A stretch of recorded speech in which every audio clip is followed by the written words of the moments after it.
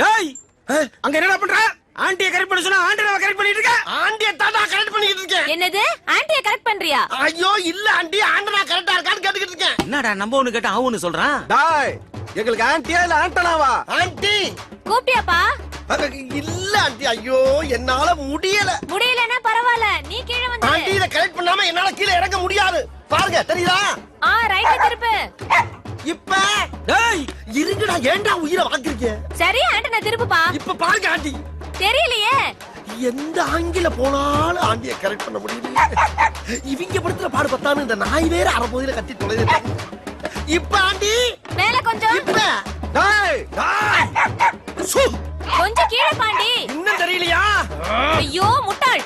எது முட்டாளா? இப்ப பாரு ஆண்டி.